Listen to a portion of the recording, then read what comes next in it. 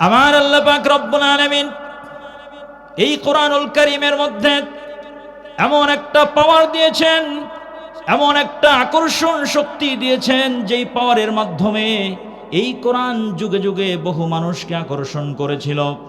আমার প্রিয় বাবাজিরা, মনোযোগ দিয়ে শুনতে হবে। আপনারা সকলেই জানেন ইসলামের দ্বিতীয় খলিফা নাম হলো হযরত ওমর ইবনুল খাত্তাব রাদিয়াল্লাহু তাআলা আনহু। চিনেন সবাই ওনাকে? ওমর ইবনুল খাত্তাব রাদিয়াল্লাহু তাআলা আনহু ইসলামের দ্বিতীয় খলিফা, যার নাম উচ্চারণ করলে এখন রাদিয়াল্লাহু তাআলা আনহু বলতে হয়। এই লোকটা এমন একটা সময় ছিল যেই সময় উনি কাফের ছিলেন। আল্লাহর নবী সাল্লাল্লাহু আলাইহি ওয়াসাল্লামকে শুধু ভালোবাসতেন না তা না, শুধু ঘৃণা করতেন তা না, রাহিকুল মাখতুম সিরাতের অন্যতম একটি গ্রহণযোগ্য কিতাবের মধ্যে এই ঘটনা লিখেছেন। সেই কিতাবের মধ্যে আসছে, মক্কার মধ্যে একবার আবু জাহেল ঘোষণা দিয়ে দিল। আমার ভাইরা, ওরে আমার যুবক ভাইরা, গভীর মনোযোগ দিয়ে শুনতে হবে। ওমর ইবনুল খাত্তাব এমন অবস্থায় ছিলেন, কাফের অবস্থায় ছিলেন, ইসলামকে তিনি ভালোবাসতেন না, মহাব্বত করতেন না। মক্কার মধ্যে একবার আবু জাহেল ঘোষণা দিয়ে দিল। আবু জাহেল ঘোষণা দিয়ে দিল, কোন সাহসী ব্যক্তি এমন আছে যেই ব্যক্তি আব্দুল্লাহর পুত্র মুহাম্মদকে হত্যা করতে পারবে, তার গল্লাটা আমার সামনে নিয়ে আসতে পারবে। আমার ভাইরা, মক্কার মধ্যে কোনো ব্যক্তির সাহস নাই মুহাম্মদুর রাসূলুল্লাহর গলায় ছুরি চালাবে, তাকে হত্যা করবে, কোনো ব্যক্তির সাহস হলো না। কিন্তু ওমর ইবনুল খাত্তাব রাদিয়াল্লাহু তাআলা আনহু দাঁড়িয়ে গেলেন। আবু জাহেল ঘোষণা দিয়েছিল, যেই ব্যক্তি মুহাম্মদকে হত্যা করতে পারবে, আমি আবু জাহেল তাকে মক্কার 100 লাল উট পুরস্কার দেব। ওমর ইবনুল খাত্তাব এই 100টা উটের লোভে আমার নবী, বিশ্ব নবী রাহমাতুল লিল আলামিনকে হত্যার মতো ভয়ঙ্কর, জঘন্য, নিকৃষ্ট সিদ্ধান্তটা গ্রহণ করে ফেলল। ওমরের বুক কোনো কাঁপলো না, ওমরের হাত কাঁপলো না। আপনাকে বোঝানোর চেষ্টা করছি, এই ওমর, যেই ওমর আল্লাহর নবীকে হত্যার সিদ্ধান্ত নেয়, এই ওমরের জীবনে পরিবর্তনটা কিভাবে চলে আসলো। ওমর রাদিয়াল্লাহু তাআলা আনহু হাতে একটা তরবারি নিয়ে, নাঙ্গা তরবারি নিয়ে, উন্মুক্ত তরবারি নিয়ে আল্লাহর নবী, বিশ্ব নবী রাহমাতুল লিল আলামিনকে হত্যার জন্য যখন রওনা হয়েছেন, রাস্তার মধ্যে একজন সাহাবীর সাথে তার দেখা হয়ে গেল। ওই সাহাবী তাকে প্রশ্ন করলেন, ওমর রে, তুমি কোথায় যাও? ওমর রাদিয়াল্লাহু তাআলা আনহু বললেন, আব্দুল্লাহর ছেলে মুহাম্মদকে হত্যা করার জন্য রওনা হয়েছি। মুহাম্মদ নাকি নিজেকে নবী দাবি করে, মুহাম্মদ নাকি আমাদের যত মূর্তি আছে এই সমস্ত মূর্তির বিরোধিতা করে, কোন এক আল্লাহর জন্য নাকি আমাদেরকে ডাকে। ওই মুহাম্মদের গর্দানটা আমি উড়িয়ে দিতে চাই। তখন ওই সাহাবী বললেন, ওমর রে, একটু সাবধান হয়ে যাও। তুমি যেই কোরআনের জন্য, যে ইমানের জন্য এই নবীকে হত্যার সিদ্ধান্ত নিয়েছ, তুমি একটু তোমার ঘরের মধ্যে খবর নাও। তোমার বোন এবং বোন জামাই, তারা কিন্তু এই নবী মুহাম্মদুর রাসূলুল্লাহর প্রতি ঈমান এনে ফেলেছে। তারা কিন্তু শুধু ঈমান এনেছে তা না, তারা এই কোরআনকে বিশ্বাস করে। এই কোরআন, যেই কোরআনের কারণে মুহাম্মদকে তুমি হত্যা করতে চাও, এই কোরআনের প্রতি তারা ঈমান এনে ফেলেছে। এই কোরআনের তেলাওয়াত তাদের ঘরের মধ্যে হয়। ওমর রাদিয়াল্লাহু তাআলা আনহু রাস্তাটা পরিবর্তন করে আল্লাহর নবীকে হত্যার পরিবর্তে নিজের ঘর সামলানোর জন্য তিনি ভগ্নিপতির বাড়িতে রওনা হলেন। সেখানে যাওয়ার পরে ওই সময় একজন সাহাবী খাব্বাব রাদিয়াল্লাহু তাআলা আনহু ওমর রাদিয়াল্লাহু তাআলা আনহুর বোন এবং ভগ্নিপতিকে পবিত্র কোরআনুল কারীমের সূরা তাহা শিক্ষা দিচ্ছিলেন। ওমর রাদিয়াল্লাহু তাআলা আনহু যখন ঘরের মধ্যে প্রবেশ করলেন, ওই সাহাবী তিনি দরজার কিনারায় লুকিয়ে পড়লেন। এবার ওমর ঘরের মধ্যে ঢুকে তার বোন এবং ভগ্নিপতিকে প্রশ্ন করলেন, তোমরা কি ইসলাম গ্রহণ করেছো? তোমরা কিসের আওয়াজ চর্চা করছিলে? আমি কেমন যেন গুনগুন শব্দ শুনলাম। তারা বললেন, ওরে ওমর, আমরা ইসলাম গ্রহণ করেছি, নবী মুহাম্মদুর রাসূলুল্লাহর প্রতি ঈমান এনেছি, এই কোরআনের প্রতি আমরা ঈমান এনেছি। ওমর রাদিয়াল্লাহু তাআলা আনহু কঠিনভাবে এটার প্রতিবাদ করার জন্য ওনার ভগ্নিপতির উপরে আক্রমণ করলেন। ওনার বোনকে তিনি চড় থাপ্পড় দিলেন। যখন বোনের গাল রক্তাক্ত হয়ে গেল এবং তাদের অনেক মারপিট করার পরেও যখন তারা দেখলেন, যখন তিনি লক্ষ্য করলেন এরা তো এমন অবস্থায় উপনীত হয়েছে, এদের ব্যক্তিদেরকে হত্যা করা হলেও তারা ইসলাম পরিত্যাগ করবে না। আসলে এই কোরআনের এমন একটা মজেজা আছে, যেই ব্যক্তি কোরআনের প্রতি ঈমান আনবে, যেই ব্যক্তির কাছে কোরআনের তেলাওয়াত করা হবে, ওই ব্যক্তিকে যতই আঘাত করা হোক না কেন, হযরত বেলালের মতো, হযরত খাব্বাবের মতো, হযরত এইভাবে আম্মার ইবনে ইয়াসারের মতো যত কঠিন শাস্তি দেওয়া হোক না কেন, তাদের ঈমান আরো বৃদ্ধি পেয়ে যায়।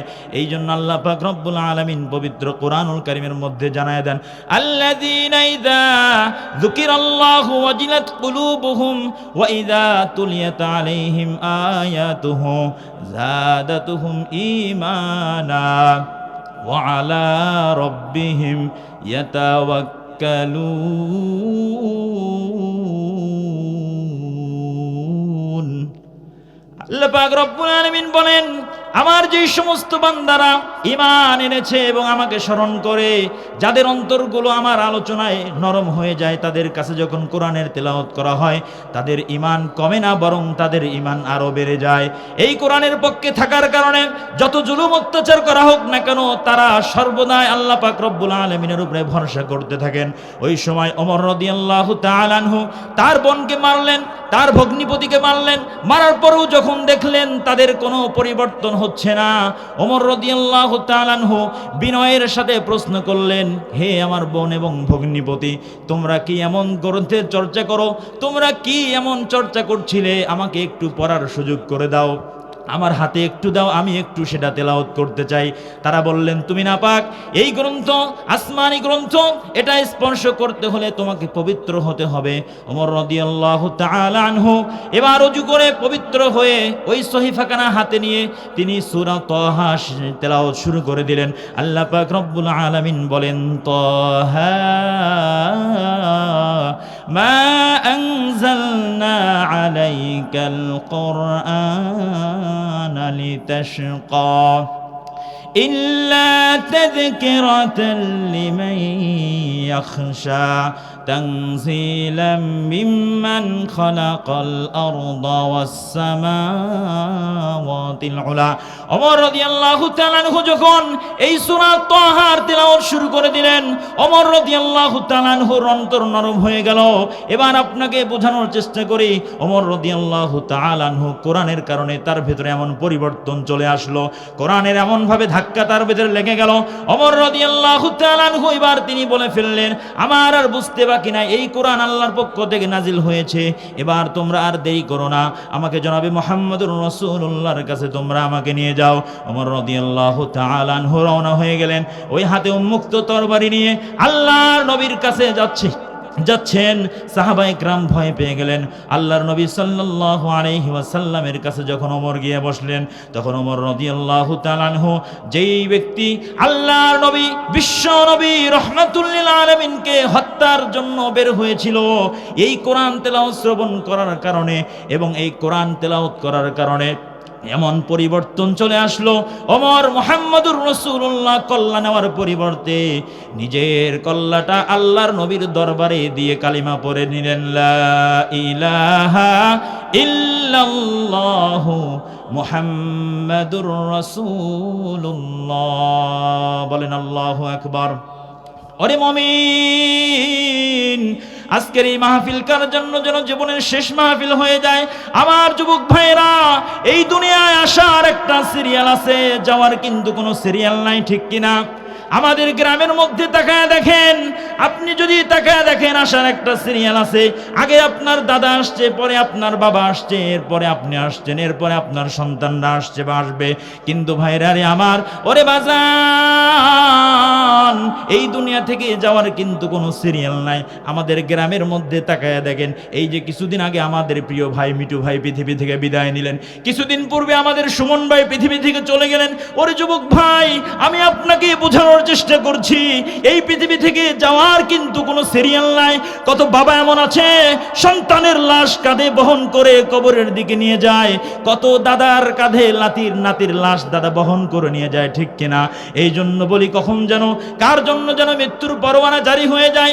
ওইদিকে মসজিদের বারান্দায় তাকায় দেখো, ওই যে মসজিদের বারান্দায় খাটলেখানা কখন যেন আপনার ঘরের দুয়ারে চলে আসে।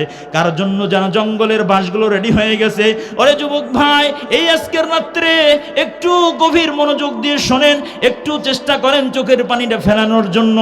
এই পৃথিবী 2 দিনের জন্য এসে আমরা কি কি করতেছি, কার জন্য কখন যেন আজরাইল মালাকুল মাউত মৃত্যুর পরোয়ানা নিয়ে চলে আসে। ও যেদিন সন্ধ্যার আগে ডুববে রে তোর বেলা, এক পলকে ভেঙ্গে যাবে সেদিন রঙেরই মেহেলা, ঠিক কিনা? ও যেদিন সন্ধ্যার আগে ডুববে রে তোর বেলা, এক পলকে বন্ধ হবে তোমার জীবনের খেলা।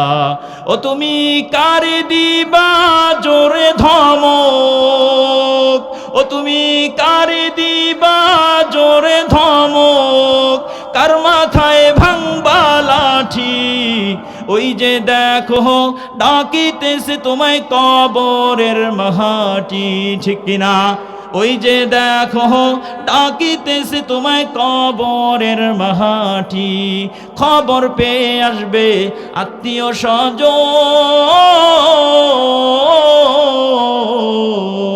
তোমারই চার পাশে বসে তারা করিবে কান্দন, খবর পেয়ে আসবে আত্মীয় স্বজন, তোমারই চার পাশে বসে তারা করিবে কান্দন। ও তোমায় সাজাইবে মনের মতন, সাজাইবে মনের মতন, কি সুন্দর পরিপাটি, ওই যে দেখো ডাকিতেছে তোমায় কবরের মাটি। ও তোমার গনা দিন ফুরাইয়া যাবে, গনা দিন ফুরাইয়া যাবে, যৌবনে লাগবে ভাটি, ওই যে দেখো ডাকিতেছে তোমায় কবরের মাটি, ওই যে দেখো ডাকিতেছে তোমায় কবরের মাটি। চিল্লায় বলেন ঠিক কিনা? ওরে আমার যুবক ভাইরা, হঠাৎ করে একদিন ঘোষণা হয়ে যাবে অমুকের ছেলে অমুক মৃত্যুবরণ করেছে। আপনার ভাই যাবে বাঁশঝাড়ে বাঁশ কাটার জন্য, কেউ যাবে গরম পানি করার জন্য, কেউ যাবে গুরুস্থানে কবর খনন করার জন্য, পাড়া প্রতিবেশী সবাই আপনার জানাজার জন্য দূর দূরান্ত থেকে ছুটে আসবে। আপনার বন্ধু বান্ধব একেবারে অনেক দূর থেকে আপনার চেহারাখানি দেখার জন্য আসবে, আপনার জানাজার নামাজ পড়ার জন্য আসবে। ওরে বাজান, এরপরে সমস্ত ব্যবস্থাপনা গ্রহণ করার পরে আপনার খাটলিখানায় আপনাকে উঠাইয়া সেখানে বহন করে কবরের দিকে নিয়ে যাওয়া হবে। এরপরে চিরদিনের জন্য আপনাকে দাফন করে রাখা হবে। হাকিকত সে তু দুনিয়া বেখবর হ্যায়, দুনিয়া কি নুমায়শ পর নজর হ্যায়, নমি গুয়াম কে আজ দুনিয়া জুদা বাস বহর কারে কে বাসি বা খোদা বাস। আল্লাহু আকবার। আমার ভাইরা, এইখান থেকে আপনাদেরকে একটু বোঝানোর চেষ্টা করলাম, হঠাৎ করে কিন্তু দুনিয়া থেকে চলে যেতে হবে। এখনো অনেক মানুষ আছে, এক সপ্তাহ চলে যায়, এক মাস চলে যায়, এক ওয়াক্ত নামাজও কিন্তু আদায় করে না। আমাদের মধ্যে আছে না নাই? আমার আজকের মাহফিলে আপনাদের কাছে সর্বপ্রথম নসিহা হলো, একটা কাজের সাথে জীবনে কখনো আপোষ করা যাবে না, সেটার নাম হলো নামাজ। নামাজ যখনই ওয়াক্ত হয়ে যাবে নামাজ কিন্তু পড়ে নিতে হবে। আল্লাহ পাক রব্বুল আলামিন পবিত্র কোরআনুল কারীমের মধ্যে জানায় দেন, জাহান্নামে যখন জাহান্নামীরা যাবে, এই সমস্ত জাহান্নামীদেরকে প্রশ্ন করে আল্লাহর পক্ষ থেকে বলা হবে, মা সালাকাকুম ফি সাকার। ওরে জাহান্নামীরা, কোন অপরাধে আজকে তোমরা জাহান্নামে আসছো? ভাইরা রে আমার, জাহান্নামীরা কয়েকটা অপরাধের কথা বলবেন। তার প্রথম অপরাধ হলো ক্বালু লাম নাকু মিনাল মুসাল্লিন।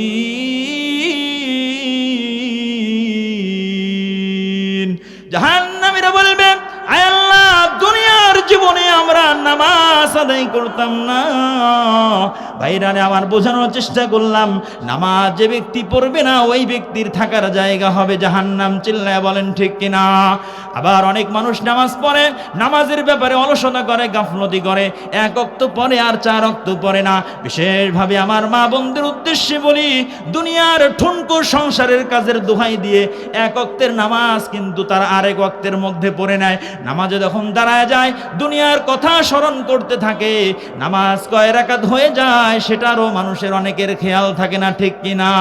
মাকুন সুসিতে নামাজে পঞ্জগানা ফাওয়াইলুল লিল মুসাল্লিন আল্লাযীনা মুমিনারা এই নামাজ ইমদাদ দা ইস্তাঈনু আয়াতে করআবখা আয়াতে কদ আফলাহা রায়াদুকুন গৌরকুম দরমানি ইয়াজদিল সাদিকুন। বলেন আল্লাহু আকবার।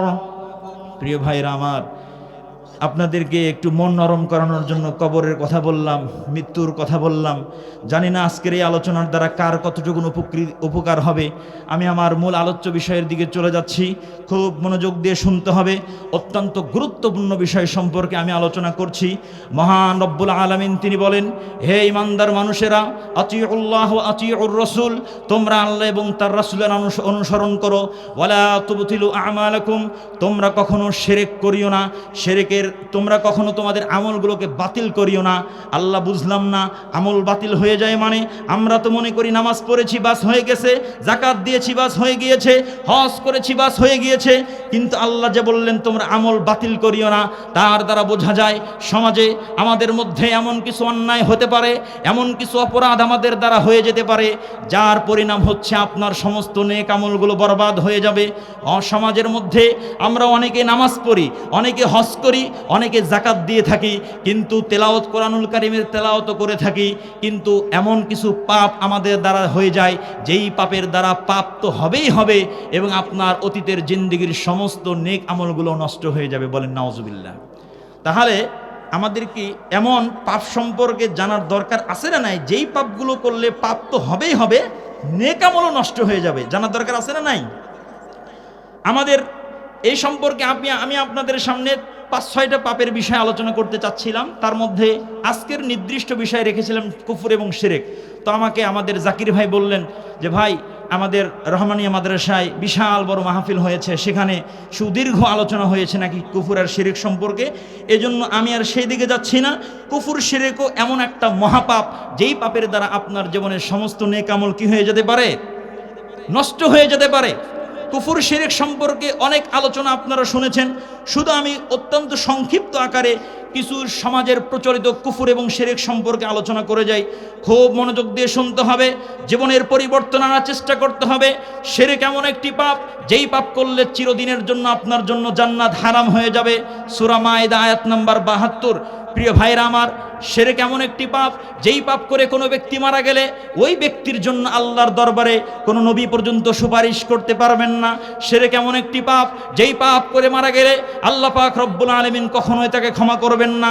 আপনার পাপ যদি আকাশ ভর্তি হয়ে যায়, আপনার পাপ যদি জমিন ভর্তি হয়ে যায়, আল্লাহর নবী সাল্লাল্লাহু আলাইহি ওয়াসাল্লাম তিরমিজি শরীফ 3540 নম্বর হাদিসের মধ্যে বলেন, আল্লাহ বলেন, হে আমার আদম সন্তান, হে আমার বান্দা আদম সন্তান, ইন্নাকা মা দাআউতানি ওয়া রাজাউতানি, তুমি যদি আমাকে ডাকতে থাকো, আমার প্রতি যদি আশা রাখতে থাকো, আমি তোমাকে মাফ করে দেব, কোনো পরোয়া করব না। এরপর আল্লাহ বললেন, হে ইবনে আদম, লাউ বালাগাত যুনুবুকা আইনানাস সামা, তোমার পাপ যদি আসমান পরিমাণ হয়ে যায়, তারপরেও যদি আমার কাছে মাফ চাও, আমি বান্দা মাফ করে দেব। এরপরে আল্লাহ বলেন, হে আদম সন্তান, লাউ ইন্নাকা লাউ আতাইতানি বিকরাবিল আরদি খতায়া, তোমার পাপ যদি জমিন ভর্তি হয়ে যায়, হে আমার বান্দা, শর্ত হচ্ছে তুমি যখন আমার সাথে সাক্ষাৎ করবে, লা তুশরিক বি শাইআন, আমার সাথে কোনো কিছু শরীক করবে না, তাহলে আমিও তোমার জন্য পুরা জমিন ভর্তি মাগফিরাতের ব্যবস্থা করে দেব। বলেন সুবহানাল্লাহ। শর্ত কি? শিরক করা যাবে না। শিরক অত্যন্ত ভয়ঙ্কর একটি পাপ। মূর্তি পূজা করা শিরক। মূর্তি পূজা করা কি? শিরক। মূর্তি শিরকের প্রতীক। তাই আমরা যেইভাবে 5 আগস্টে দেখেছি এই দেশের তাওহীদি জনতা, এই দেশের তরুণ প্রজন্ম যেইভাবে শিরকের প্রতীক এই সমস্ত রাস্তায় রাস্তায় নির্মিত মূর্তিগুলোকে ভেঙে গুড়িয়ে দিয়েছেন। আমরা কঠিনভাবে এই ব্যাপারে সিদ্ধান্ত গ্রহণ করতে চাই, বাংলাদেশ যতদিন থাকবে শিরকের প্রতীক জনগণের লক্ষ লক্ষ টাকা ব্যয় করে রাস্তার মোড়ে মোড়ে কোনো ব্যক্তির কোনো মূর্তি নির্মাণ করতে দেওয়া হবে না, হবে না, ঠিক কিনা? রে ভাইয়েরা আমার, মূর্তির সামনে মাথা নত করা শিরক, মাজারে গিয়ে সিজদা দেওয়া শিরক, মাজারে কোনো কিছুর মান্যত করা শিরক, মাজারের গাছে মনের আশা পূর্ণ হবে বলে এই আশায় লাল সুতা কালো সুতা বাঁধা শিরক, গণকের কাছে গিয়ে ভাগ্য পরীক্ষা করা শিরক, টিয়া পাখি দ্বারা ভাগ্য পরীক্ষা করা শিরক, কুদৃষ্টি থেকে বাঁচানোর জন্য বাচ্চার কপালে টিপ দেওয়া শিরক। আপনাকে বলছি, রোগ মুক্তির জন্য কোনো রিং ব্যবহার করা, বালা ব্যবহার করা শিরক, উপকারের আশায় ক্ষতি থেকে বাঁচার জন্য অষ্টধাতুর আংটি পরিধান করা শিরক, সকাল সকাল কাস্টমারকে দোকানে বাকি দিলে সারাটা দিন ব্যবসা খারাপ যাবে, এই ধারণা শিরক। রাতের বেলায় ঘরের ময়লা আবর্জনা বাহিরে ফেলে দেওয়া যায় না, রাতের বেলায় ঘরের কোনো রকমের দান কর্জ দেওয়া যায় না, ঋণ দেওয়া যায় না, রাতের বেলায় গাছের পাতা ছেঁড়া যায় না, ফল ছেঁড়া যায় না, ভাঙ্গা আয়নায় মুখ দেখা যায় না, যেই তারিখে জন্ম সেই তারিখে বিবাহ দেওয়া যায় না, অমুক তারিখে বাস কাটা যায় না, অমুক তারিখে যাত্রা করা যায় না, অমুক বারে যাত্রা করলে অমঙ্গল হয়। একমাত্র কল্যাণ অকল্যাণের মালিক আল্লাহ, আর আপনি একটা সময়কে কল্যাণ অকল্যাণের মালিক বানিয়ে দিচ্ছেন, এটাও এক ধরনের শিরক বলে গণ্য হবে। যাত্রা পথে পেছন দিক থেকে কেউ ডাকলে যাত্রা অমঙ্গল হবে বলে বিশ্বাস করা শিরক। আপনাকে বোঝানোর চেষ্টা করছি, বিপদ থেকে বাঁচার পরে এই কথা বলা, আজকে এমন ড্রাইভার যদি না থাকতেন আমরা আজকে ধ্বংস হয়ে যেতাম, ওনার দক্ষতায় ওনার অভিজ্ঞতায় আজকে আমরা মহাবিপদ থেকে রক্ষা পেয়েছি, এই কথা বলা শিরক। আল্লাহ ব্যতীত অন্য কেউ গণক বা জিন বা কেউ গায়েব জানেন, এই কথা বলা শিরক। আল্লাহর নবী গায়েব জানেন, এই আকীদা শিরক। কোরআনের বহু আয়াতে আল্লাহর নবীকে আল্লাহ বলছেন, রাসূল আপনি বলেন লা আ'লামুল গায়ব, আমি গায়েব জানি না।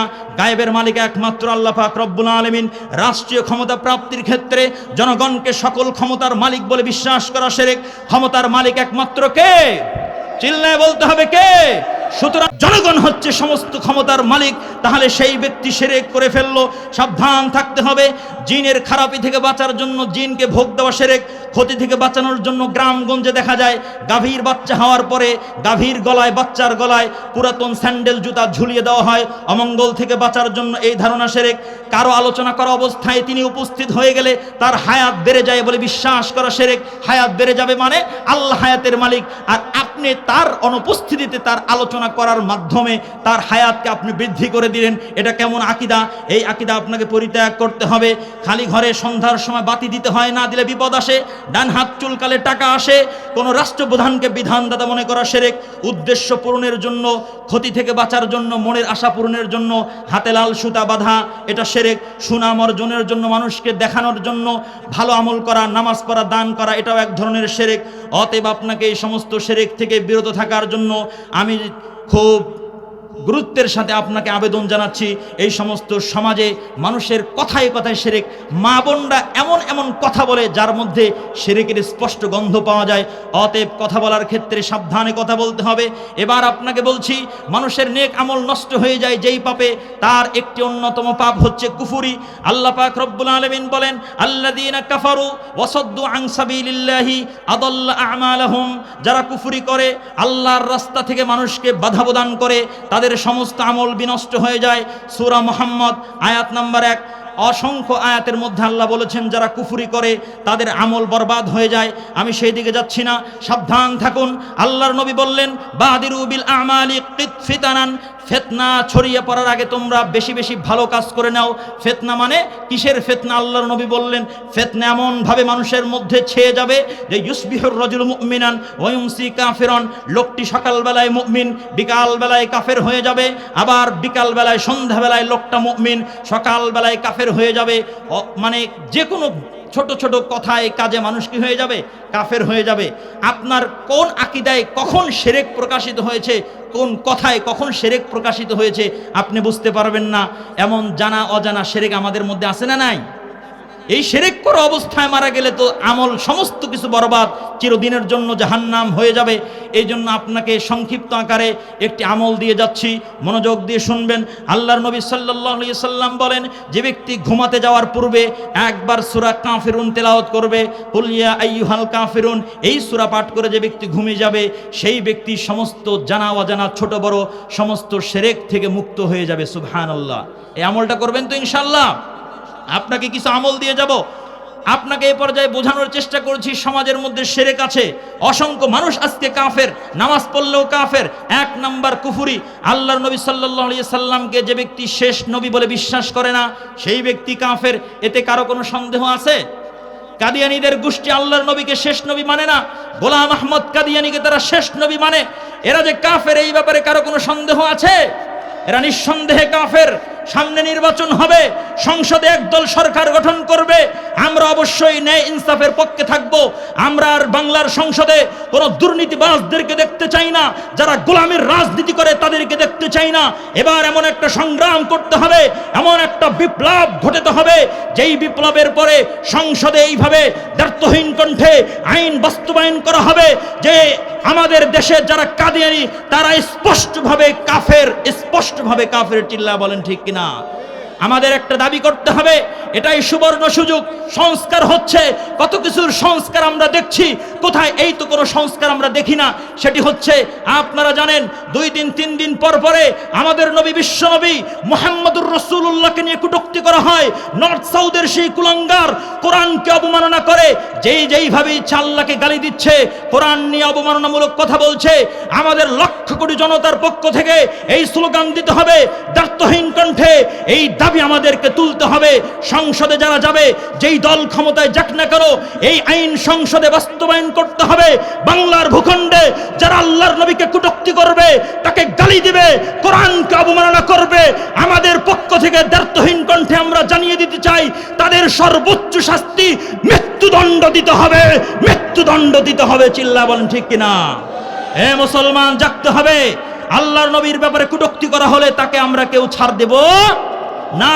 যে ব্যক্তির পা আল্লাহর কোরআনের উপরে উঠবে, সেই পায়ে খোদার জমিনে স্বাধীনভাবে চলতে পারে না, চলতে দেওয়া হবে না। ঠিক কিনা? প্রিয় ভাইয়েরা আমার, 2 নম্বর কুফরি, আল্লাহর নাজিলকৃত কোনো বিষয়কে অপছন্দ করা কুফরি।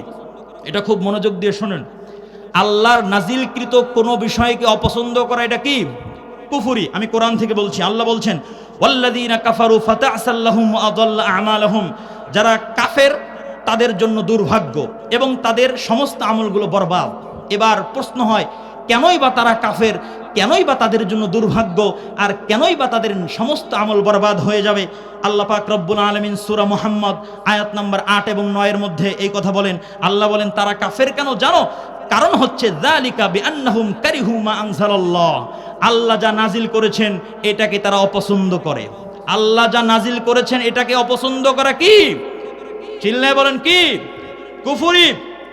এই কারণে ফাহবাতু আমালহুম, তাদের সমস্ত নেক আমল বরবাদ হয়ে যাবে। অনেক আয়াতের মধ্যে কথা আসছে। অতএব আপনাকে এখান থেকে মেসেজ দিতে চাই, সমাজের যেই লোকটা নামাজ পড়ে, হজ করে, রোজা করে, যাকাত দেয়, কিন্তু আল্লাহর নাজিলকৃত এই শরিয়া জীবন ব্যবস্থা, এই ইসলামের শরীয়তের যেই বিধিবিধান, এগুলো কার নাজিলকৃত? আল্লাহর নাজিলকৃত। আলোচনা তো অনেক আমরা শুনি, এগুলো গভীরভাবে মনোযোগ দিয়ে শুনতে হবে। না জানি কখন আপনার মধ্যে কুফরি চলে আসে। অতএব আল্লাহ নাজিল করেছেন ইসলামী শরিয়া জীবন ব্যবস্থা, এটা আপনি যদি অপছন্দ করেন, এটা স্পষ্টভাবে কুফরি বলে গণ্য হবে। পর্দার বিধান কে নাজিল করেছেন? চিল্লায় বলেন, কে নাজিল করেছেন? আল্লাহ নাজিল করেছেন। অতএব পর্দার প্রতি যার বিদ্বেষ থাকবে, পর্দাকে যে অপছন্দ করবে, সে কাফের বলে গণ্য হবে। ইসলামী খেলাফতকে যে অপছন্দ করবে, বিচার কার্যে আল্লাহর বিধান দিয়ে ফয়সালা করাকে যে ব্যক্তি অপছন্দ করবে, রাষ্ট্রীয়ভাবে ইসলাম প্রতিষ্ঠিত হোক, এটাকে যারা অপছন্দ করবে, তারা নিঃসন্দেহে কাফের বলে গণ্য হবে। ঠিক কিনা? আপনাকে সংক্ষিপ্ত একটা মেসেজ দিয়ে যাই। বলতে পারেন, হুজুর খুব তো বললেন ইসলামী রাষ্ট্র ব্যবস্থা এই সেই, কই আপনি তো ইসলামী ব্যবস্থা কায়েম করতে পারেননি। আমি বলি, কোন বিষয়কে পালন করতে পারা না করতে পারা, এটা হচ্ছে গুনাহ হওয়া না হওয়ার বিষয়। এটা কি? কোন বিষয়কে পালন করতে পারা না পারা, এটা কিসের বিষয়? গুনাহ হওয়া না হওয়া। আর কোন বিষয়কে ইসলামের পছন্দ অপছন্দ করা, এটা হচ্ছে ঈমান এবং কুফরের বিষয়। এটা কিসের বিষয়? ঈমান এবং কুফর। আপনি নামাজ পড়েন না, আপনি সুদ খান, আপনি ঘুষ খান, আপনি স্ত্রী পর্দা করে না, আপনার গুনাহ হবে, মারাত্মক বড় ধরনের গুনাহ। কিন্তু আপনি নামাজটাকেই অপছন্দ করেন, আরে নামাজ পড়ে কে বড়লোক হয়েছে, তাহলে কি আপনার শুধু গুনাহ হবে, নাকি আপনার কুফরির কারণে আপনি কাফের হয়ে যাবেন? কি হয়ে যাবে? কাফের হয়ে যাবে। মাসআলাটা বুঝবেন। আপনাকে বলছি, শরীয়তের কোনো বিষয়ে কেউ তুচ্ছ-তাচ্ছিল্য করলে তার আমল নষ্ট হয়ে যায়, সে কাফের হয়ে যায়। সমাজের অনেক মানুষ আছে, ভাই চলেন নামাজ পড়তে যান, বলে আরে নামাজ তুই পড়, নামাজ পড়ে কি হয়েছে তোর, নামাজ পড়ে কে বড়লোক হয়েছে, আছে না নাই? সাবধান থাকবেন। 100 বছর জীবিত থাকা অবস্থায়ও যদি আল্লাহর ইবাদত করতে ব্যর্থ হন, আল্লাহ মাফ করে দিবে। কিন্তু কোন ইবাদতের ব্যাপারে সামান্য পরিমাণ কটূক্তিমূলক কথা বললে আপনার জন্য চিরদিনের জন্য জান্নাত হারাম হয়ে যাবে। বলেন নাউজুবিল্লাহ। আল্লাহর পক্ষ থেকে হারামকৃত বিষয়কে হালাল মনে করা কুফরি। আল্লাহর পক্ষ থেকে হারামকৃত বিষয়কে হালাল মনে করা কুফরি। অতএব জেনা চিরদিনের জন্য হারাম। অতএব কোন সংসদের, কোন পার্লামেন্টের, কোন প্রধানমন্ত্রীর, কোন রাষ্ট্রপ্রধানের অধিকার নাই দেশে কোন পতিতালয়ের বৈধতার লাইসেন্স দেওয়ার। এই অধিকার কারো নাই। এটা আল্লাহ হারাম করেছেন, চিরদিনের জন্য হারাম। মদ চিরদিনের জন্য হারাম। যারা এটার বৈধতার ঘোষণা দেয় তারা স্পষ্টভাবে আল্লাহর আইনের বিরোধিতা করার কারণে তারা কুফরি করে ফেলেছে। কি করে ফেলেছে? কুফরি করে ফেলেছে। অনেক বিষয় আছে। আল্লাহকে গালি দেওয়া কুফরি। সমাজের মধ্যে অনেক মা বোন এমন আছে, ছোট্টবেলায় বাচ্চা মারা গেলে বাচ্চাকে, মানে ছোট বাচ্চা মারা গিয়েছে, আল্লাহকে কি করে? গালি দেয়, যে আল্লাহর চোখটাকে এখানেই পড়লো, আল্লাহ আর কারো বাচ্চাকে দেখলো না, বলে কি না? মা বোনরা সাবধান থাকতে হবে। অনেক সময় ধান নেড়ে দিয়েছে, ধান শুকানোর জন্য, হঠাৎ বৃষ্টি চলে আসলে, আমি নিজে শুনেছি, তাহলে আল্লাহকে কি করে? গালি দেয়। নাউজুবিল্লাহি মিন যালিক। খবরদার, আল্লাহকে গালি দেওয়া কি? কুফরি। এগুলো থেকে বিরত থাকতে হবে। এ পর্যায়ে আমি আপনাকে এর পরবর্তী যেই আমলের কারণে আপনার নেক আমল নষ্ট হয়ে যাবে সেটি হলো হিংসা। সেটা হলো কি? হিংসা সমাজের মধ্যে আছে। আল্লাহর নবী বললেন, ইয়াকুম ওয়াল হাসাদ, হিংসা থেকে বিরত থাকো। নিশ্চয়ই হিংসা তোমার নেক আমলগুলো নষ্ট করে দিবে, যেমন আগুন লাকড়িকে জ্বালিয়ে পুড়িয়ে নষ্ট করে দেয়।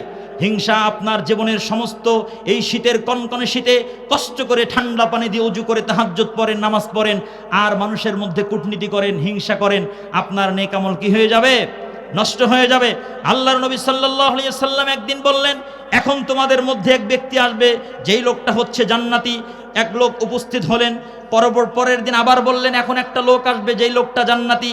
আবার একই লোক উপস্থিত হলেন। 3 দিন একই ঘটনা। তখন সাহাবী আব্দুল্লাহ ইবনে আমর ইবনুল আস তিনি চিন্তা করলেন, এই লোকের বিশেষ কি আমল আছে যেই কারণে আল্লাহর নবী তাকে প্রত্যেক দিন বলছেন লোকটা জান্নাতি। একটু তার বাড়িতে যাওয়ার চেষ্টা করলেন, তার বাড়িতে থাকলেন, 3 দিন 3 রাত থাকলেন। তেমন বিশেষ কোনো আমল তিনি পেলেন না। যখন ফিরে আসবেন তখন বললেন, এই ঘটনা, আল্লাহর নবী আপনার ব্যাপারে জান্নাতি মানুষের ঘোষণা দিয়েছেন।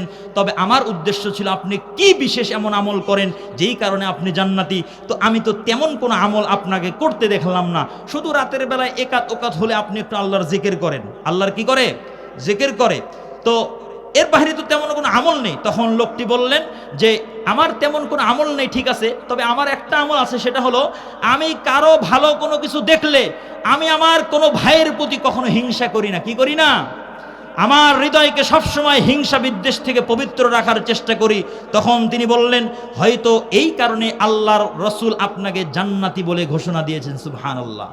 তাহলে হিংসা পরিত্যাগ করার দরকার আছে না নাই? সমাজের মধ্যে হিংসুকের অভাব নাই। মানুষের ভালো কিছু দেখলে যার শরীর জ্বলে, যার শরীরের মধ্যে চুলকানি শুরু হয়, অমুক ভালো ব্যবসা করছে, আমার সহ্য হয় না। অমুক এত ভালো, ওর ছেলে এত ভালো করছে, আমার সহ্য হয় না। ওর মেয়ের এত ভালো ঘরে বিবাহ হলো, আমার মেয়ের হচ্ছে না কেন? এগুলো মানুষের মধ্যে হিংসামি আছে না নাই? আছে। এই হিংসার কারণে আমার মেয়ের ভালো জায়গায় বিবাহ হচ্ছে না, মানুষের মেয়ের একটা ভালো ঘর আসলে সেখানে গিয়ে অপবাদ দেয় যে কার মেয়েকে বিবাহ করতে আসছেন জানেন, এই মেয়ে আগে একটা বাচ্চা নষ্ট করছে। নাউজুবিল্লাহ। এমন অপবাদ দিয়ে বিবাহ নষ্টকারী মানুষ সমাজে আছে। কঠিন পাপ হবে। হিংসার পরিণতি হচ্ছে সমস্ত নেক আমল বরবাদ হয়ে যাবে। আল্লাহর নবীকে জিজ্ঞাসা করা হলো, আল্লাহর নবী সবথেকে উত্তম ব্যক্তিকে? আল্লাহর নবী বললেন, সদুকুল লিসানি মাহমুমুল কলবি ও সদুকুল লিসানি। প্রত্যেক নিরাপদ হৃদয়ের অধিকারী এবং সত্যবাদী ব্যক্তি হচ্ছে সর্বশ্রেষ্ঠ ব্যক্তি। সাহাবা একরাম বললেন, আল্লাহর নবী, বুঝলাম সত্যবাদী ব্যক্তি আমি চিনি, কিন্তু মাহমুমুল কলবি নিরাপদ হৃদয়ের অধিকারী এটা আমি বুঝি না। আল্লাহর নবী বললেন, নিরাপদ হৃদয়ের অধিকারী হচ্ছে আন-নাকিয়্যু আত-তাকিয়্যু, যার হৃদয় হচ্ছে স্বচ্ছ। আর স্বচ্ছ হৃদয়ের চারটা বৈশিষ্ট্য, স্বচ্ছ হৃদয়ের চারটা বৈশিষ্ট্য। এক নাম্বার, লা ইসমা ফিহি, যেই হৃদয়ে কোনো গুনাহ থাকবে না, গুনাহ ছাড়া কোনো মানুষ নাই। কিন্তু আল্লাহর নবী বললেন, যেই হৃদয়ে কোনো গুনাহ থাকবে না, মানে আপনার গুনাহ হওয়া মাত্রই আপনি তওবা করবেন, আপনার গুনাহ হওয়া মাত্রই আপনি তওবা করবেন, আপনি নিষ্পাপ হয়ে যাবেন। ওয়ালা গিল্লা, যেই হৃদয় কখনো আত্মসাৎ করে না, মানুষের সম্পদ নষ্ট করে না। এরপরে হচ্ছে ওয়ালা বাগিয়া, যেই হৃদয় জুলুম অত্যাচার থেকে নিরাপদ। আর ওয়ালা হাসাদা, যেই হৃদয়ের মধ্যে কোনো হিংসা বিদ্বেষ নাই। এই গুণ সম্পন্ন মানুষটাই হচ্ছে সমাজের শ্রেষ্ঠ মানুষ। বলেন সুবহানাল্লাহ। হিংসা পরিত্যাগ করতে হবে। এরপরে আপনাকে আরেকটা কথা বলে আমি ইনশাল্লাহ আলোচনা শেষের দিকে নিয়ে যাব। খুব মনোযোগ দিয়ে শুনতে হবে, এই পয়েন্টটা হচ্ছে আমার যুবক ভাইদের জন্য। আমি যেই হাদিসটি পাঠ করেছি ইবনে মাজাহ শরীফ 4245 নম্বর হাদিস, যুবক ভাইরা খুব মনোযোগ দিয়ে শোনেন। আমাদের সমাজে অনেক যুবক আছেন, নামাজ পড়েন, হজ রোজা করেন, তাহাজ্জুদ পড়েন, তেলাওয়াত করেন। একটা সমস্যার কারণে আপনার সমস্ত নেক আমল বরবাদ হয়ে যেতে পারে। আমার আলোচ্য বিষয় নেক আমল নষ্ট হয়ে যাওয়ার মতো পাপ। আল্লাহর নবী বললেন, আমি আমার এমন কিছু উম্মতের ব্যাপারে জানি যারা কিয়ামতের দিন বিশাল বড় পাহাড়ের মতো নেক আমল নিয়ে আসবে, কিন্তু আল্লাহ তাআলা তাদের সমস্ত নেক আমলগুলো বিক্ষিপ্ত ধূলিকণার মতো করে দিবেন, কোন আমল গ্রহণ করবেন না। মনোযোগ দিয়ে শুনতে হবে। সাহাবা একরাম আশ্চর্যান্বিত হয়ে প্রশ্ন করলেন, আল্লাহর নবী, সিফহুম লানা জাল্লিহিম লানা, আমাদের কাছে তাদের পরিচয় বলে দেন। এত ভালো নেক আমল নিয়ে আসবে পাহাড় পরিমাণ, কোন আমল টিকবে না, এর পরিচয়টা আমাদের কাছে একটু বলে দেন, যাতে আমরা তাদের অন্তর্ভুক্ত হয়ে না যাই। আল্লাহর নবী বললেন, তারা তোমাদেরই ভাই হবে, তারা তোমাদেরই দলের অন্তর্ভুক্ত হবে। তোমরা যেমন রাতের বেলায় নামাজ পড়ো, তারাও তেমন রাতের বেলায় নামাজ পড়বে। সমস্যাটা হলো ওয়ালাকিন্নাহুম আকওয়ামুন ইদা খালাউ বিমাহারিমিল্লাহি ইনতাহাকুহা। সমস্যাটা হচ্ছে তারা যখন গোপন জায়গায় চলে যায়, নির্জনতায় চলে যায়, তখন তারা বিভিন্ন হারাম, বিভিন্ন গোপন পাপের মধ্যে তারা লিপ্ত হয়ে যায়। এই পাপটা খুব মার্ক করে রাখবেন। যুবক, তোমার কাছে মোবাইল আছে না? তুমি বেডরুমে যাওয়ার পরে রাত 12টার ওই গন্ধকারে কি কি গোপন পাপ করো, তোমার পিতা না জানলেও কে জানে? আল্লাহ জানে। আল্লাহ কেন এত রাগান্বিত হবেন? আপনার পিতার দেখাকে আপনি মূল্যায়ন করেন, তাদের সামনে এই পাপ করেন না। আপনার বন্ধুর দেখাকে আপনি মূল্যায়ন করেন, তাদের সামনে এই পাপ করেন না। কিন্তু গভীর রাত্রে আল্লাহ যে আপনাকে দেখছেন, এটার 4 পয়সাও আপনি মূল্যায়ন করেন না। আল্লাহ বলছেন, আলাম ইয়ালাম বিআন্নাল্লাহা ইয়ারা, ওরা কি জানে না ওদের রব ওদেরকে দেখে? কিভাবে তুমি গোপন পাপ করো? যুবক, তোমাকে সতর্ক করে যায় ইবনে মাজার এই হাদিসের আলোকে 4245, এই পাপ করলে তোমার জীবনের সমস্ত নেক আমল নষ্ট হয়ে যাবে। আমার প্রিয় ভাইয়েরা, আরেকটি কথা বলে আলোচনা শেষের দিকে নিয়ে যাব। মানুষ জীবনে অনেক রকমের নেক আমল করে, কিন্তু কিছু মানুষ থাকবে কিয়ামতের দিন কোন আমলই তাদের টিকবে না। আমার আলোচ্য বিষয় ছিল নেক আমল নষ্ট হয়ে যায় এমন কিছু পাপ। আল্লাহর নবী সাল্লাল্লাহু আলাইহি ওয়াসাল্লাম তিরমিজি শরীফের 2418 নম্বর হাদিস, আবু হুরায়রা রাদিয়াল্লাহু তাআলা আনহু বললেন, মনোযোগ দিয়ে শ্রবণ করেন। আল্লাহর নবী বললেন, হে আমার সাহাবা একরাম, আতাদরুনা মাল মুফলিস, তোমরা কি জানো সমাজের মধ্যে, আমার উম্মতের মধ্যে সবথেকে দরিদ্র, সবথেকে গরিব কোন ব্যক্তি? সাহাবা একরাম বললেন, আল্লাহর নবী, ওই ব্যক্তি দরিদ্র যার কোনো টাকা পয়সা নাই। আল্লাহর নবী বললেন, না না, আল মুফলিসু মিন উম্মতি, আমার উম্মতের মধ্যে সবথেকে দরিদ্র সেই ব্যক্তি, ইয়াতুনা ইয়াউমাল কিয়ামাতি বিসলাতিন ওয়া সিয়ামিন ওয়া যাকাতিন, কিয়ামতের মাঠে আসবে পাহাড় পরিমাণ নামাজের সওয়াব, রোজার সওয়াব, তেলাওয়াতের সওয়াব, অনেক সওয়াব নিয়ে আসবে। পাশাপাশি কদ শাতামা হাদা, কদাফা হাদা, ওয়া সাফাকাতামা হাদা, ওয়া আকালা মালা হাদা, ওয়া দরাবা হাদা। পাশাপাশি সে মানুষের সাথে সংশ্লিষ্ট পাপে লিপ্ত থাকবে। কাউকে চর থাপ্পড় দিয়েছে, কারো জমিন আত্মসাৎ করেছে, কাউকে মিথ্যা অপবাদ দিয়েছে, কাউকে গালি দিয়েছে, কারো গীবত করেছে, কারো পরনিন্দা করেছে, মানুষের সম্পদ আত্মসাৎ করেছে, বনের সম্পদ এখনো তাকে দেয় নাই। এই সমস্ত পাপ করে সে পৃথিবীর থেকে কিয়ামতের দিন আসছে, নামাজের সওয়াব আছে, রোজার সওয়াব আছে। ফায়াকউদু, লোকটা বসে যাবে, ফায়াক্তাসু হাদা মিন হাসানাতিহি ওয়া হাদা মিন হাসানাতিহি। এই যে মানুষের যত রকমের অন্যায় করেছে, এক ব্যক্তি এসে তার নামাজের সওয়াব নিবে, আরেক ব্যক্তি এসে তার যাকাতের সওয়াব নিবে, আরেক ব্যক্তি এসে তার তেলাওয়াতের সওয়াব নিবে। হয়তো বিষয়গুলো বোঝাতে পারছি না। মানুষটার অনেক নেক আমল থাকবে, কিন্তু যার জমিনের আল কাটতে কাটতে নিজের 5 শতক জমিন 6 শতক হয়ে যায়, আর প্রতিবেশীর 6 শতক জমিন 5 শতক হয়ে যায়, আছে না নাই? আইল কাটতে কাটতে যে আপনি মানুষের জমিন আত্মসাৎ করলেন, ভয়ঙ্কর পাপ। আল্লাহর নবী বলেছেন, সাঈদ ইবনে যায়েদ থেকে বর্ণিত, তিনি বলেন, মান আখাযা শাইআম মিনাল আরদি, যে ব্যক্তি অন্যায়ভাবে কারো সামান্য পরিমাণ জমিন আত্মসাৎ করবে, ফাইন্নাহু ইউতাওয়াকুহু ইয়াওমাল কিয়ামাতি মিন সাবঈ আরদিন, ওই রকম 7টা জমিন তার কাঁধে ঝুলিয়ে দেওয়া হবে, এই জমিন তাকে বহন করতে হবে। আল্লাহর নবী বলেন, যে ব্যক্তি সামান্য পরিমাণ মানুষের জমিন আত্মসাৎ করবে, ওই ব্যক্তিকে কিয়ামতের দিন 7 তবক জমিনের নিচে ধসিয়ে দেওয়া হবে। বলেন নাউজুবিল্লাহ। জাল দলিল দেখিয়ে, ক্ষমতার বাহাদুরি দেখিয়ে মানুষের জমিনে আত্মসাৎ করেন, দখলদারি করেন, এটা এমন একটা পাপ যা আপনার সমস্ত নেক আমলগুলোকে নিষ্ফল করে দিতে পারে। আল্লাহর নবী বললেন, যার জমিন আত্মসাৎ করেছে সে এসে কিছু সওয়াব নিবে। যার মেয়ের বিবাহের সময় আপনি মিথ্যা কথা বলে অপবাদ দিয়ে বিবাহ নষ্ট করে দিয়েছেন, সে এসে আপনার রোজার সওয়াবগুলো নিয়ে যাবে। এইভাবে নিতে নিতে আল্লাহর নবী বলেন, ফাইন ফানিয়াত হাসানাতুহু ক্বাবলা আন ইয়াক্তাসমা আলাইহি মিনাল খাতায়া, যদি পাওনাদাররা অবশিষ্ট থাকার পরে তার নেক আমল নষ্ট হয়ে যায়, কিন্তু এখনো অনেক মানুষ পাওনাদার হয়ে আছে, তখন আল্লাহর নবী বললেন, তখন এই লোকটা যত মানুষের অন্যায় করেছে, উখিদা মিন সাইয়্যাতি সাহিবিহি, তখন অন্যায় যাদের করেছে তাদের গুনাহগুলো নিয়ে এই লোকটার আমলনামায় দিয়ে এই লোকটাকে জাহান্নামে নিক্ষেপ করা হবে। বলেন নাউজুবিল্লাহ। এই জন্য আপনাকে বলে যাই, আমরা তো অনেক দিনদারিতার কথা বুঝি, আমরা শুধু মনে করি নামাজের মধ্যেই শুধু রফুল আদিন করা, জোরে আমিন বলা, এগুলোর মধ্যেই মনে হয় হাদিসের অনুসরণ করা শেষ। না, আপনাকে হাদিসটা দিয়ে পুরা জিন্দেগিকে সাজাতে হবে। মসজিদের মধ্যেই শুধু হাদিস সীমাবদ্ধ নয়, ব্যক্তিগত জীবন, মানুষের সাথে চলাফেরা, সব ক্ষেত্রে আপনাকে হাদিসের অনুসারী হতে হবে। আল্লাহর নবী বুখারীর riwayate আসছে 2449 নম্বর হাদিস, মান কানাত ইনদাহু মাজলিমাতুন লি আখিহি ফালইয়াতাহাল্লালহু ক্বাবলা আল্লা ইয়াকুনা দিনারুন ওয়ালা দিরহামুন। এরকমই আসছে, যদি কেউ কারো অন্যায় করে থাকো তাহলে ওই দিন আসার পূর্বে এর প্রতিদান দিয়ে দিও, এটা তুমি পরিশোধ করে দিও, যেই দিন তোমার কাছে কোনো টাকা পয়সা থাকবে না। এই জন্য আপনাকে বোঝানোর চেষ্টা করছি, আপনার আমল বরবাদ হয়ে যাবে। 1 হিংসা করলে, 2 শিরক করলে, 3 কুফরি করলে, 4 গোপন পাপ করলে, 5 হচ্ছে মানুষের হক সংশ্লিষ্ট কোনো পাপ করলে আপনার সমস্ত নেক আমল বরবাদ হয়ে যাবে। তাই বলছি, সমাজে অনেক মানুষ আছে এখনো পর্যন্ত বনের অংশ দেয় না। আমাদের এই উত্তরবঙ্গ, এটা একটা মারাত্মক জঘন্য অন্যায়। 2টা অন্যায়, একটা হলো যৌতুক প্রথা, আর একটা হচ্ছে বনের সম্পদ আত্মসাৎ করা। খবরদার, এই পাপ থেকে বিরত থাকতে হবে। আমি আলোচনা শেষের দিকে চলে আসছি, আর অল্প সময়ের মধ্যে আমার মা বোনদের উদ্দেশ্যে কয়েকটা কথা বলেই আলোচনা শেষ করব। আমার মা বোনেরা খুব মনোযোগ দিয়ে শোনেন, আল্লাহর নবী সাল্লাল্লাহু আলাইহি ওয়াসাল্লাম আপনার উদ্দেশ্যে বলেছেন, 7টা পাপ যেই নারীরা করবে তাদের পরিণাম হবে জাহান্নাম। মুসলিম শরীফের হাদিস 5475 নম্বর হাদিস, আবু হুরায়রা রাদিয়াল্লাহু তাআলা আনহু থেকে বর্ণিত, আল্লাহর নবী বললেন, এক শ্রেণীর মহিলা আছে যারা কাপড় পরার পরে উলঙ্গ হয়ে থাকে। আমার চাচি, আমার বোন, আপনি রাস্তাঘাটে চলাফেরা করেন, আপনার পেট এবং পিঠ দেখা যায়, আপনি এতটা টাইট ফিটিং, এতটা পাতলা কাপড় পরিধান করেন, আপনাকে পোশাক পরিধান করার পরেও উলঙ্গ মনে হয়। আল্লাহর নবী বললেন, নিসাউন কাসিয়াতুন আরিয়াতুন মুমিলাতুন মাইলাতুন রুউসুহুন্না কাসনিমাতিল বুখতিল মাইলা লা ইয়াদখুলনাল জান্নাহ ওয়ালা ইয়াজিদনা রিহাহা। যারা এইভাবে পোশাক পরার পরে উলঙ্গ থাকে, যারা হেলে দুলে হাঁটে, নিজে মানুষের প্রতি আকৃষ্ট হয়, মানুষকে নিজের প্রতি আকৃষ্ট করে, আল্লাহর নবী বললেন, এরা জান্নাতে যাবে না তো যাবে না, জান্নাতের ঘ্রাণ পর্যন্ত পাবে না। বলেন নাউজুবিল্লাহ।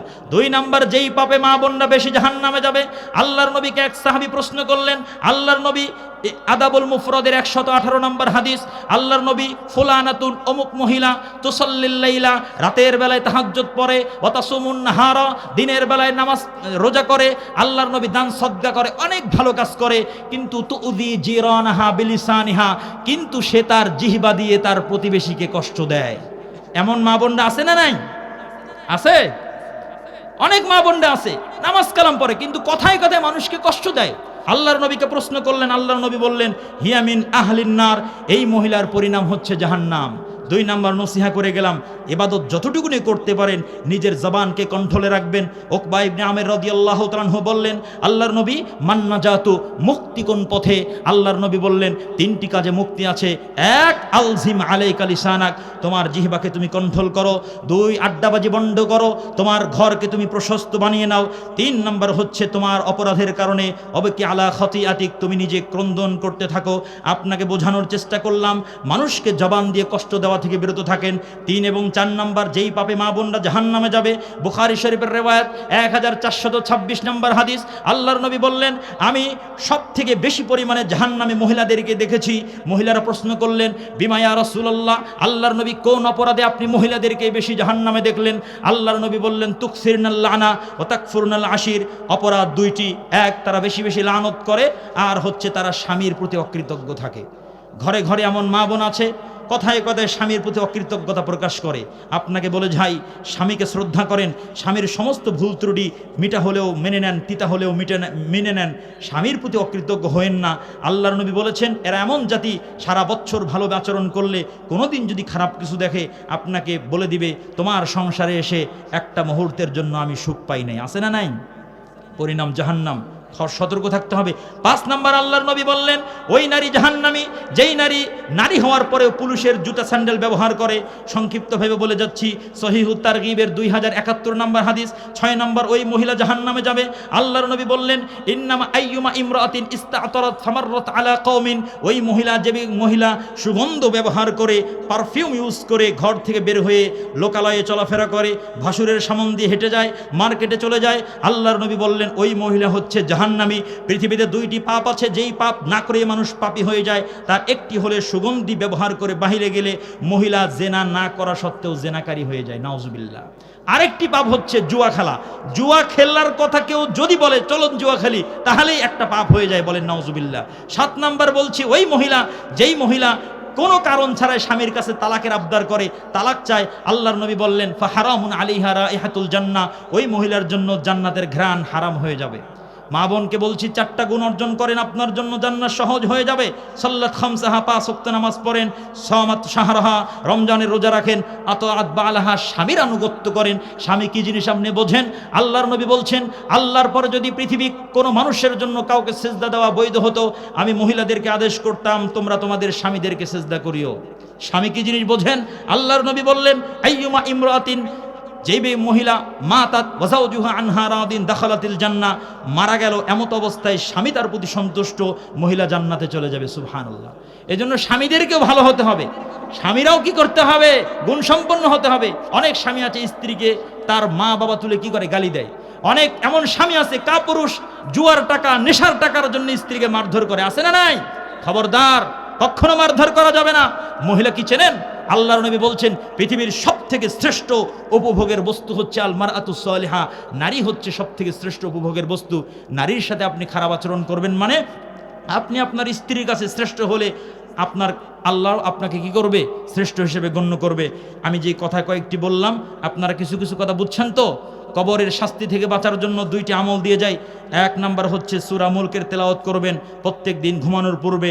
আর একটি হচ্ছে নামাজের শেষ বৈঠকে সালাম ফেরানোর আগে এই দোয়া পড়বেন, আল্লাহুম্মা ইন্নী আউযু বিকা মিন আযাবিল কবরি ওয়া আউযু বিকা মিন আযাবিন নার ওয়া আউযু বিকা মিন ফিতনাতিল মাহইয়া ওয়াল মামাত ওয়া আউযু বিকা মিন শাররিল মাসিহিদ দাজ্জাল। দাজ্জাল সম্পর্কে একটু কথা বলার চেষ্টা করেছিলাম, সময় সংক্ষিপ্ত, তাই আর পারলাম না। এ পর্যায়ে আপনাদেরকে একটা কথা বলি, আমাদের অনেকের পিতামাতা পৃথিবী থেকে চলে গেছে। এখন পিতামাতার কথা স্মরণ হলে খুব মনটা দুর্বল হয়ে যায়। আজকে যদি আমার মা থাকতো। একটা সময় অনেক মানুষ এমন থাকেন যে পিতামাতা থাকা অবস্থায় অর্থনৈতিক অবস্থা ভালো ছিল না, পিতামাতাকে তেমন কিছু সুবিধা দিতে পারেন নাই। আজকে পিতামাতা পৃথিবী থেকে চলে গিয়েছে, তাদের জন্য মাঝে মাঝে মনটা কাঁদে। কি করলে একটু তাদের কল্যাণ করতে পারি, এই চিন্তা থেকে সমাজের মধ্যে অনেক রকমের কুপ্রথার প্রচলন আছে। আলহামদুলিল্লাহ আমাদের সমাজ তা থেকে মুক্ত। ফতেয়া করে, 4 দিনা করে, 40 করে, আছে না নাই? আপনাকে 2টি আমল দিয়ে যায়, এই 2টি আমলের মাধ্যমে এখন এই মুহূর্তে আপনার মৃত পিতামাতার উপকার আপনি করতে পারবেন। বুখারী শরীফের রিওয়ায়াত 1388 নম্বর হাদিস। আম্মা জান আয়েশা রাদিয়াল্লাহু তাআলা আনহা বলেন, এক লোক আল্লাহর নবীকে এসে বললেন, আল্লাহর নবী, ইন্না উম্মি উফতুতিলাত, আমার মা তো মারা গেলেন। আল্লাহর নবী, ওয়া আগুন্নুহা লাউ তাকাল্লামাত তাসাদ্দাকাত, উনি যদি কথা বলার একটু সুযোগ পেতেন উনি সদকা করতেন। আল্লাহর নবী, ফাহাল্লাহা আজরুন, তার কি কোনো উপকার হবে? সে কি কোনো প্রতিদান পাবে? ইন তাসাদ্দাকতু আনহা, আমি যদি আমার মায়ের পক্ষ থেকে একটু সদকা করি? আল্লাহর নবী বললেন, নাম, হ্যাঁ, তুমি যদি তোমার মায়ের পক্ষ থেকে দান করো তাহলে সঙ্গে সঙ্গে এই দানের সোয়াব তোমার মায়ের আমলনামায় পৌঁছে যাবে। সুবহানাল্লাহ। বুখারী শরীফ 2756 নম্বর হাদিসের মধ্যে একই কথা আসছে। সাদ ইবনে উবাদা রাদিয়াল্লাহু তাআলা আনহুর মা, উনি তার মা ইন্তেকালের পরে আল্লাহর নবীকে উনি বললেন, আল্লাহর নবী, আমার মায়ের পক্ষ থেকে কিছু দান করতে চাচ্ছি, মনটা খুব ব্যাকুল হয়ে গেছে, কিভাবে মায়ের উপকার করতে পারি? আল্লাহর নবী বললেন, হ্যাঁ, তুমি যদি দান করো তোমার মায়ের পক্ষ থেকে তাহলে সঙ্গে সঙ্গে তোমার মায়ের আমলনামায় সোয়াব পৌঁছে যাবে। সুবহানাল্লাহ।